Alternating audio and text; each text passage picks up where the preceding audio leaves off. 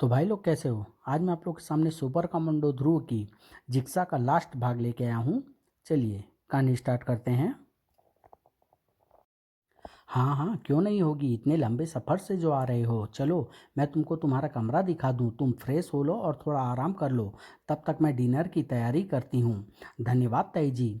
अपने कमरे में पहुंचकर अकेले होते ही ध्रुव के दिमाग में विचारों की रेल तेज गति से दौड़ने लगी। पहले तो सब कुछ ठीक लग रहा था, लेकिन उस रहस्यमय आकृति ने एकदम दिखाई पड़ने से कुछ गड़बड़ लग रही है। मुझ पर गमले से हमला करना कोई बेवकूफ़ ही सोच सकता है। शायद वह मुझ पर हमला नहीं बल्कि मुझे कुछ बताने की कोशिश कर रहा था।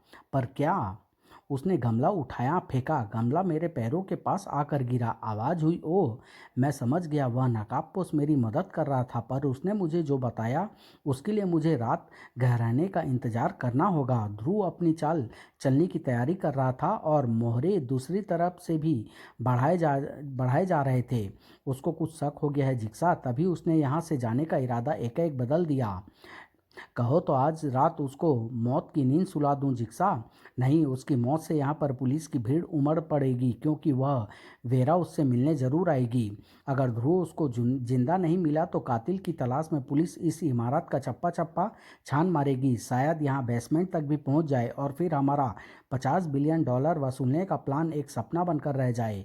उसको मारो मत, सिर्फ हम तक पहुँचने से दूर रखो। ठीक है, ऐसा इंतजाम कर देता हूँ कि आज रात वह जगे ही नहीं। ठीक है, तब तक मैं उस रहस्यमय नकाबपोश को ढूंढने की कोशिश करती हूँ। न जाने कहाँ से यहाँ पर घुस आया और चाहता क्या है। उसका पता लगाना बहुत ज़रूरी है मॉर्सेल। मुझे ध्रुव से ज़्यादा खतरनाक वह शख्स लग रहा है। रात गहराने लगी। सभी अपने बिस्तरों की गोद में घुसकर नींद की दुनिया की सैर करने लगे। एकदम गहरी नींद में सो रहा है। बेहोशी का यह स्प्रे इसको और गहरी नींद में पहुँचा देगा।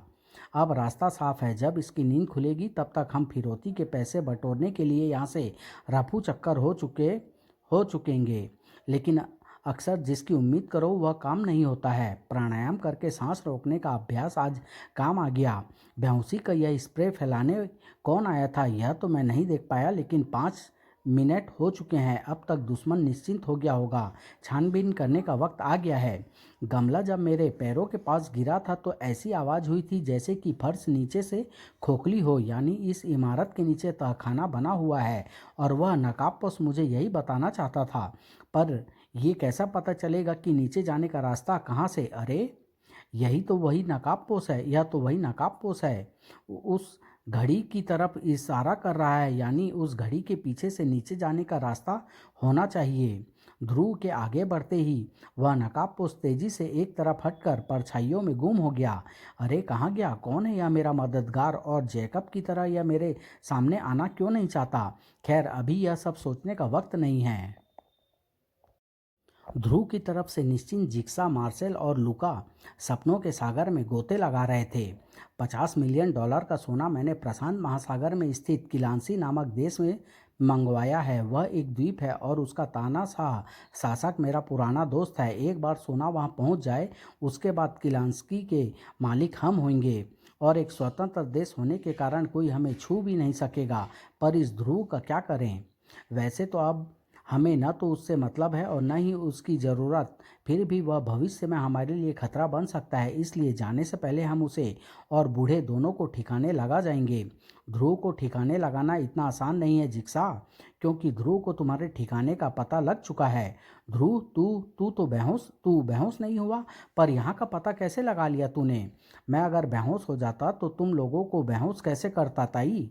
और रही यहाँ पहुँचने की बात, तो भला हो उस नकाबपोश फरिश्ते का जिसने मुझे यहाँ का रास्ता बताकर तुम लोगों की दुनिया को बंधक बनाकर सोना ऐंठने की स्कीम पर पानी फेरने के लिए यहाँ भेज दिया। मैं कह रहा था मॉर्सेल कि वह नकाबपोश ज़्यादा खतरनाक है। उसको ढूंढो। पर तुमने मेरी बात को गंभीरता से नहीं। आह, घबराओ मत जिक्सा, ये एक है और हम तीन। यह यहाँ से जिंदा बचकर नहीं जाएगा और न ही हमको पकड़ पाएगा। अभी मैं तुम लोगों को पकड़ने की सोच भी नहीं रहा हूँ लुका भैया। फिलहाल तो मेरा इरादा तुम लोगों की मशीनें तोड़ने का है, क्योंकि मुझे आभास हो रहा है कि ये मशीनें ही तुम लोगों की गंदी स्कीम का सेंटर है। इसे रोको लुका, रोको। ध्रुव को पकड़ पाना इतना मुश्किल नहीं था तो इतना आसान भी नहीं था। लेकिन उस कंट्रोल सेंटर में कलाबाजी खाने के लिए पर्याप्त जगह नहीं थी और ध्रुव के दुश्मन तीन तरफ से वार कर रहे थे।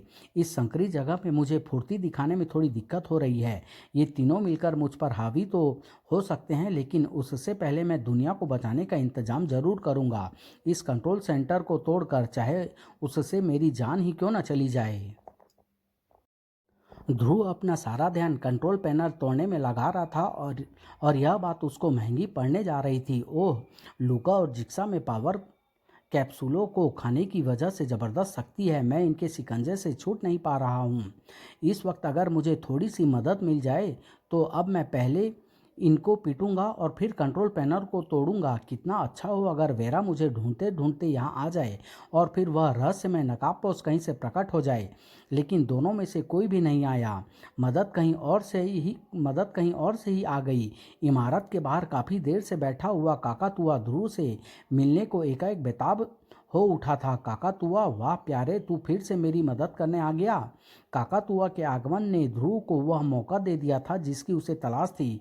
तुम लोगों ने ही आज से 25 साल पहले मेरे पिता श्याम पर झूठा कलंक लगाकर उसे गुमनामी की जिंदगी जीने पर मजबूर कर दिया था। आज मैं तुम लोगों की शक्लें इतनी बिगाड़ दूंगा कि चेहरा रहते हुए भी तुम लोग गुमनाम हो जाओगे, क्योंकि कोई तुम लोगों को तब पहचान ही नहीं पाएगा। यह तो पागलों की तरह लड़ रहा है। इसके दिल में बदले की भावना जाग उठी है। अब इसको रोक पाने का एक ही तरीका है, इस तोते को बंधक बना लूं। रुक जा ध्रुव, वरना तेरे इस प्यारे तोते की गर्दन मरोड़ दूंगा। ओह, जिक्सा ने काकातुआ को पकड़ लिया है और अगर मैं नहीं रुका तो यह निश्चित रूप से इसकी गर्दन मरोड़ देगा।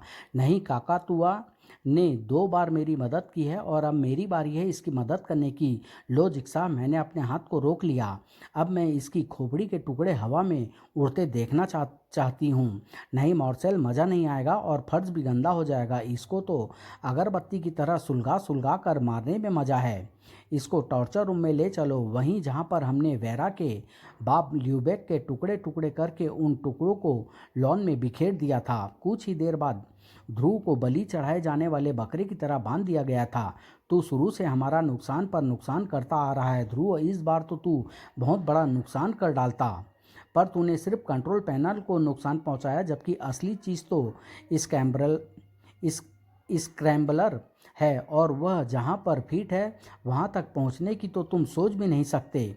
इतना सब कुछ तुम इस मॉर्सेल और लूका की बदौलत ही कर पाए हो जिक्सा, लेकिन ये तुम्हारी चमचागिरी क्यों करते हैं? आखिर तुम हो कौन? यह या तो मेरे कुछ खास लोग जानते हैं और या फिर भगवान। अभी हाइड्रोलिक प्रेशर से दबने वाले पिचिंग किलर का दरवाज़ा बंद होगा। कीले तेरे शरीर में धीरे धीरे धंसेगी, खून के फव्वारे एक साथ फूटेंगे और तेरे मुंह से कई सारे चीखे एक एक करके निकलेगी। उसके बाद तू खुद ही भगवान के पास पहुंच जाएगा। उसी से पूछ लेना कि कौन है जिक्सा। हाइड्रोलिक प्रेशर धीरे धीरे बढ़ने लगा और दरवाज़ा बंद होने लगा। कीलें ध्रुव के शरीर को छेदने के लिए बेताब होने लगी। दरवाज़ा कहीं अटक रहा है जिक्सा? अटक नहीं रहा है, भतीजे का बदन जरा कड़ा है। कीले इसके शरीर के अंदर घुसने में थोड़ा समय तो लेगी ही। और फिर दरवाज़ा एक तेज आवाज़ के साथ बंद हो गया और साथ ही गूंज उठी ध्रुव की एक तेज चीख। देखा, कितनी मीठी चीख थी, मज़ा आ गया। अब जरा दरवाज़ा खोलकर इसकी छलनी हुई लाश देख। अरे, ऊपर से आवाज आ रही है, फर्श पर कोई चल रहा है। कौन हो सकता है यह? जरूर वह नकाबपोश होगा। चलो जल्दी कंट्रोल रूम में चलो, कहीं वह हमारे पीछे से कुछ तोड़ फोड़ ना कर डाले। तीनों ध्रुव की लाश का नज़ारा देखना भूलकर कंट्रोल रूम में पहुंचे।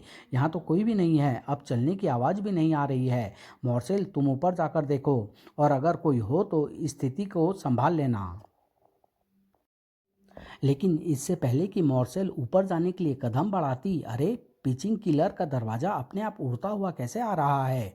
अपने आप नहीं ताई जी, इसको मैं लेकर आ रहा हूँ। ध्रुव, तुम्हारा कंट्रोल पैनल एक ही बार में नष्ट करने के लिए। Oh no! दरवाजे की कीलें कंट्रोल पैनल में अलग अलग स्थानों पर धंसती चली गई और पूरा पैनल शॉर्ट सर्किट से चमक उठा। तो तू बच कैसे गया? मैंने तो तेरी चीख सुनी थी। यह कमाल उस एसिड कैप्सूल का है जिक्सा, जिसको मैंने बंधने से पहले अपनी बेल्ट से निकालकर अपने मुंह में रख लिया था। तुमको ताई जी की वह बात ध्यान से सुननी चाहिए थी जिक्सा। जब उन्होंने कहा था कि दरवाज़ा अटक रहा है, उस वक्त मैं दरवाजे की एक कील को अपनी बेल्ट में लगे स्टार से अड़ाकर दरवाजे को रोके हुए था, और जब तक दरवाज़ा अटका हुआ था तब तक मैंने अपने दांतों से कैप्सूल को दबाकर एसिड की धार से तुम्हारा पिचिंग किलर की पीछे की दीवार को काट डाला था। और उसके बाद मेरी चीख की आवाज़ तुमने सुनी थी, वह सिर्फ इसलिए थी ताकि उसके शोर से तुम पीछे की दीवार टूटने की आवाज़ न सुन सको। और आज़ाद होने के बाद मैंने और एसिड कैप्सूलों का प्रयोग करके अपने हाथों और पैरों को आज़ाद कर लिया। तू सिर्फ पंचिंग किलर से ही आज़ाद नहीं हुआ है लड़के, तूने अपनी ज़िंदगी से आज़ाद होने का भी रास्ता ढूंढ लिया है। मेरी सारी स्कीम का सत्यानाश कर दिया तूने, अब तू नहीं बचेगा। जिक्सा की धमकी पूरी होने तक ध्रुव के शक्तिशाली हाथों ने दरवाजा से किलों को उखाड़ना शुरू कर दिया था। अब बचोगे तो तुम लोग नहीं, क्योंकि तुम लोग न सिर्फ कमीने, विश्वासघाती और खूनी हो, बल्कि तुम लोग पूरी दुनिया के गुनहगार हो, और गुनहगारों को ध्रुव कभी नहीं छोड़ता। इधर ध्रुव अपने दम पर तीनों षड्यंत्रकारियों का अकेला मुकाबला कर रहा था, और उधर दुनिया वाले चैन की सांस ले रहे थे। जिक्सा का कंप्यूटर कमांड हट गया है सर, अब हम फिर से अपने कमांड कंप्यूटर में भर सकते हैं। थैंक गॉड, यानी अब पृथ्वी को उस पागल से कोई खतरा नहीं रहा। पर उस खतरे को टाला किसने?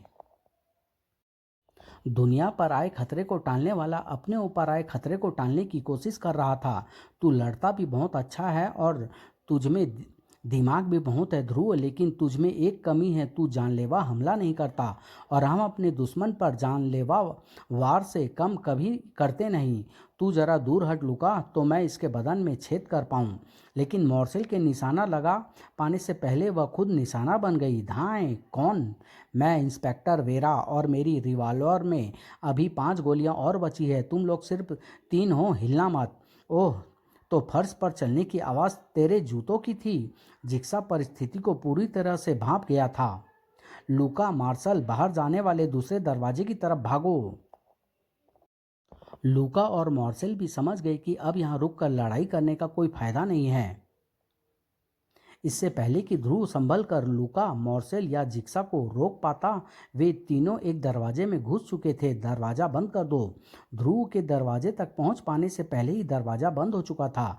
आह, बड़ा मजबूत दरवाज़ा है।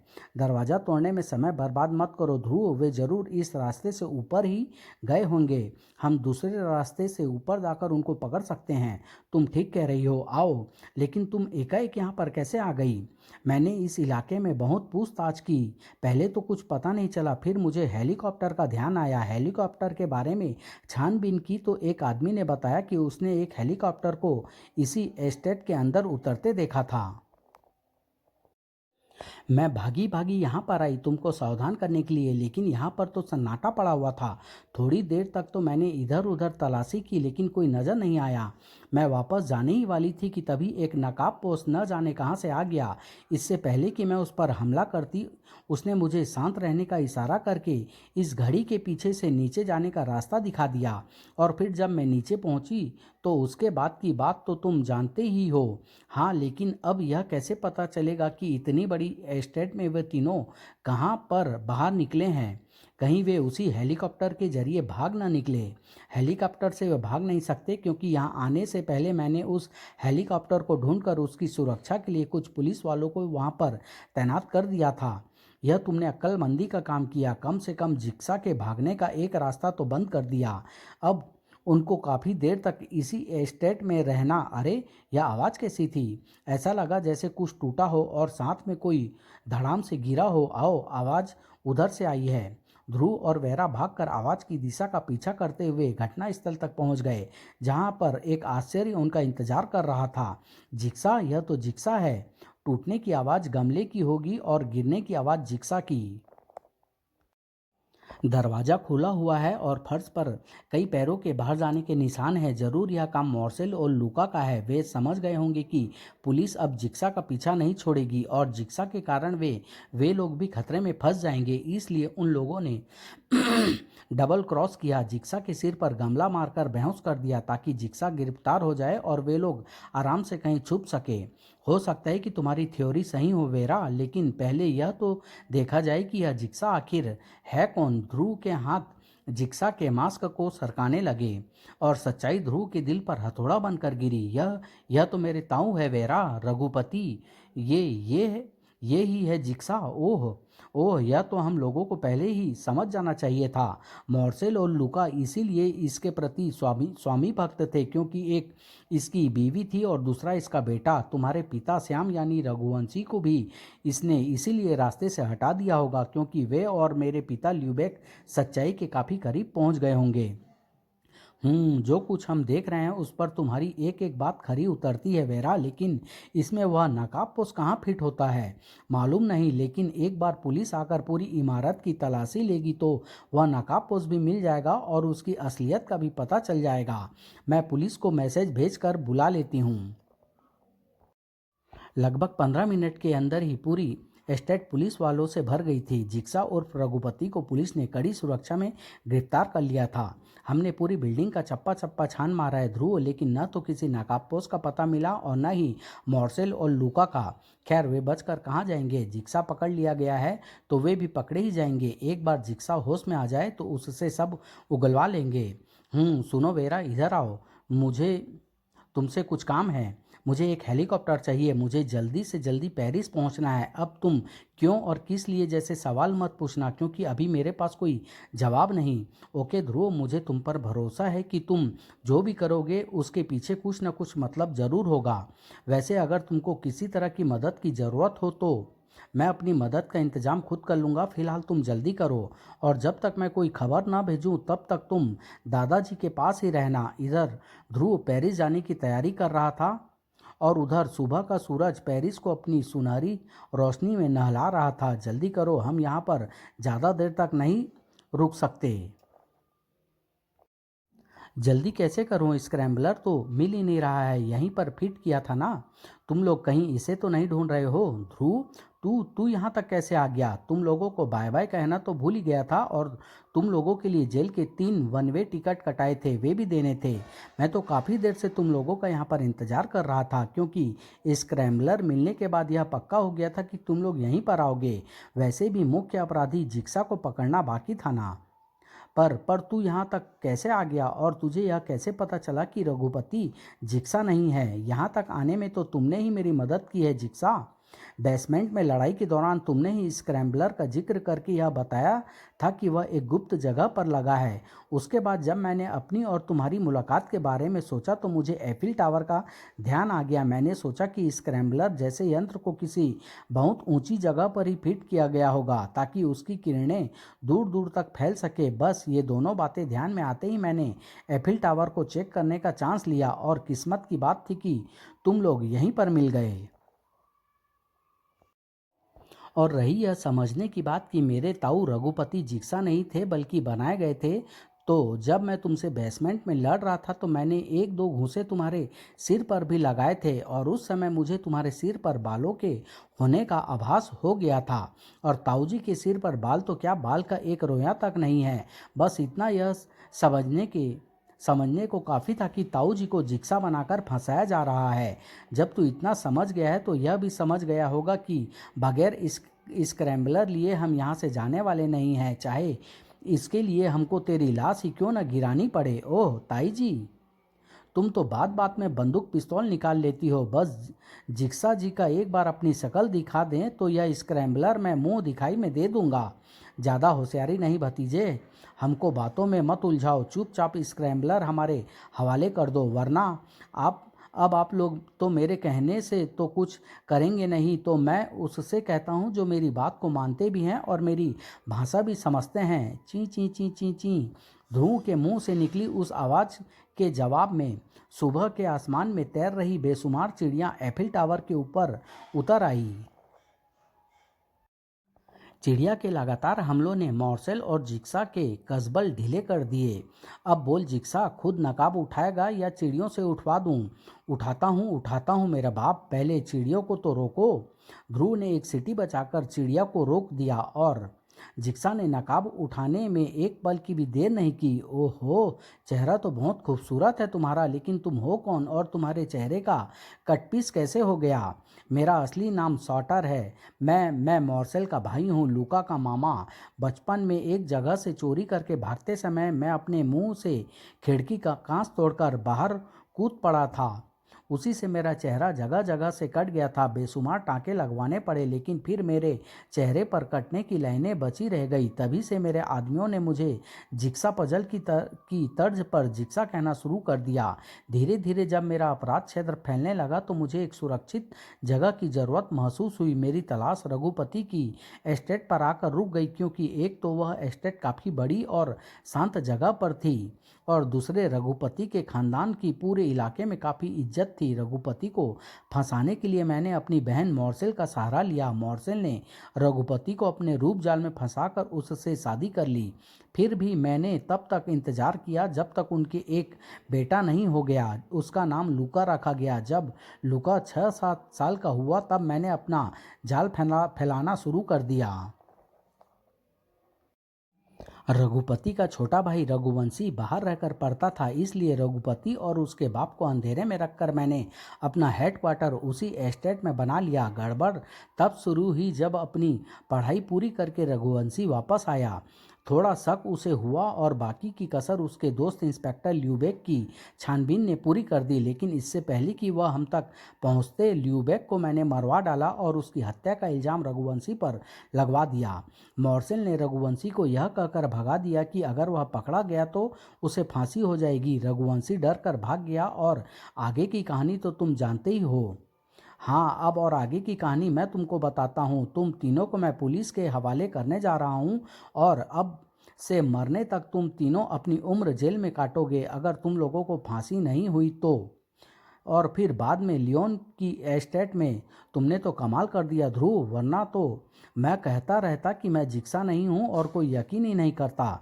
मेरे रहते ऐसा हो ही नहीं सकता था ताऊ जी। सारी गुत्थियाँ सुलझ गई, बस एक गुत्थी बाकी रह गई है। वह नकाबपोश कौन था उसका भी पता चल जाएगा। वेरा, पहले दादाजी को देख कर आते हैं, आओ। लेकिन एक बात तो बताइए ताऊ जी, जब आप पहले से ही जिक्सा की सच्चाई जानते थे तो फिर आपने मुझे बताया क्यों नहीं? जिक्सा ने पिताजी को मारने की धमकी देकर मुझे आतंकित कर दिया था। मैं जुबान खोलने का साहस ही नहीं कर पाया। जल्दी ही तीनों दादाजी के पास खड़े थे। उठिए दादाजी, अब न तो आपको पक्षाघात का रोगी बनने की एक्टिंग करनी है और न ही नकाबपोश बनने की, क्योंकि जिक्सा नाम का खतरा खत्म हो चुका है। कमाल है मेरे बच्चे, तू कैसे समझ गया कि मैं ही नकाबपोश था और पक्षाघात का रोगी होने की एक्टिंग कर रहा था? यह बात तो रघुपति के अलावा और कोई नहीं जानता था। मैं भी आपका ही पोता हूँ दादाजी। एक तो वह नकाबपोश मेरा दोस्त था और दूसरे वह पुलिस तक को पूरी इमारत का चप्पा चप्पा छानने के बाद भी नहीं मिला। यह दोनों बातें सिर्फ आप पर ही फिट होती थी। यह सोचकर मेरा सीना चौड़ा हुआ जा रहा है कि मेरा वारिस इतना बुद्धिमान और इतना जाबाज इंसान है। हम तो तुझे नहीं ढूंढ पाए, लेकिन तूने ही हमें ढूंढ निकाला। अब तू आ गया है तो इस एस्टेट की देखभाल कर और हमको रिटायरमेंट दे दे। नहीं दादाजी, मेरा यहाँ पर रहना संभव नहीं है। इंसान की ज़िंदगी तो भगवान देता है, लेकिन उसका पालन पोषण तो पृथ्वी ही करती है। आप मेरे लिए भगवान के स्थान पर जरूर हैं, लेकिन मेरी पृथ्वी राजनगर है। मेरा स्थान उन लोगों के पास है जिन्होंने मुझे तब अपनाया जब मेरा कोई नहीं था। वैसे मैं आप लोगों से मिलने जल्दी जल्दी आता ही रहूँगा, और आप लोग भी जब दिल चाहे मेरे पास आ सकते हैं। फिलहाल तो मुझे जल्दी से जल्दी राजनगर वापस पहुंचना है। न जाने मेरे पीछे से अपराधियों ने उसका क्या हाल कर दिया हो। ठीक है ध्रुव, अगर किस्मत ने मिलाया तो फिर मिलेंगे। बाय वेरा, और तुम्हारी मदद के लिए धन्यवाद। भारत की तरफ वापस लौटते हुए ध्रुव इस बात से खुश भी था कि उसने अपना अतीत ढूंढकर अपने पिता पर लगे कलंक को धो डाला था, और इस बात से उदास भी था कि उसको अपने परिवार से दूर जाने को मजबूर होना पड़ रहा था। समाप्त।